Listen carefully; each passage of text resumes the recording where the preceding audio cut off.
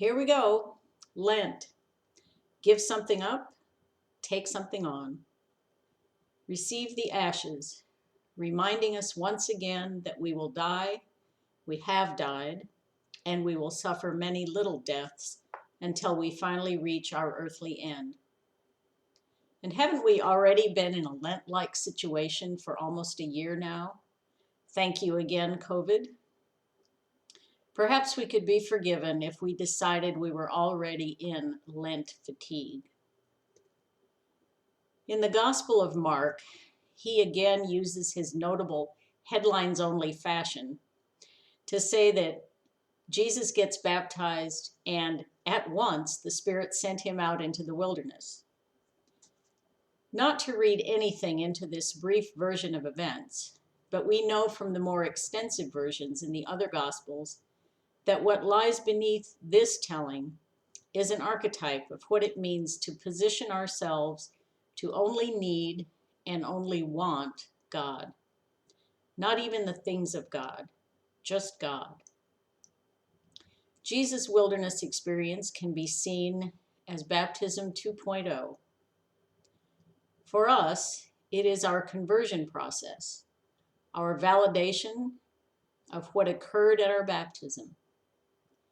In each wilderness episode of our lives, we once again confront our loyalties and our priorities, what we cling to and what we are willing to give up, which actually, if we can remember it, makes temptation a moment of profound grace and reassurance if we remind ourselves that we don't conquer temptation alone. As Professor Carolyn Lewis from Luther Seminary in St. Paul said, Jesus goes into the wilderness not with the conviction of success, but only because he knows that God has chosen to rip to shreds any boundary, any structure, any ecclesiology, any denomination, any doctrine that would separate him from God.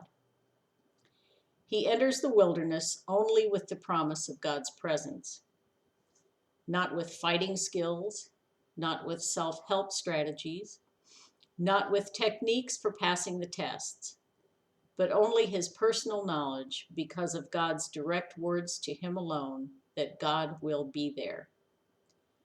To preach the temptation of Jesus, she says, means that our preaching task is not to offer a list of temptations that tempted Jesus that then we should be able to deflect.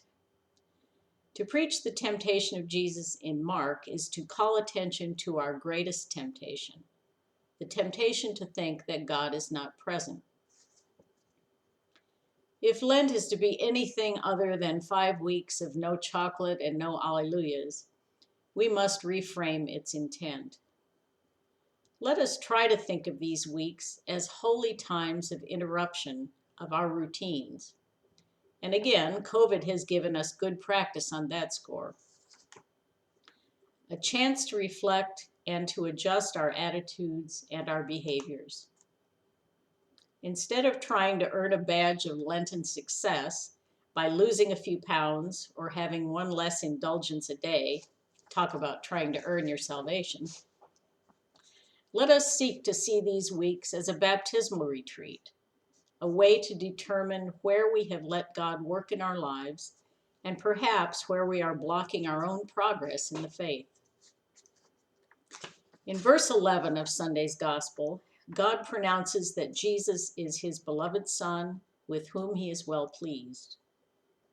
Jesus was not alone in his testing, and neither are we. If we are most fortunate, we have a supportive family. But regardless, we all have or have access to the family of Christians in our church and in other communities of faith and support. And so our temptations need not hit us as something we must fight on our own. Pardon me. Because we can't. We will lose those battles. See, for example, 1 Corinthians 10:13. Lent is our opportunity, even in these plaintive Zoom times, to engage with our communities of faith, to find new ways to allow Scripture to come alive for us again, and to listen even more closely to what God says to us in our lives and in our communities and through our friends. Episcopal priest Sarah Dillon Brewer said it well. I want to be alive in the Spirit as Jesus was, and that's a good enough reason to follow him. If God is there, I won't be alone. And besides, you're coming too, aren't you? Thanks be to God.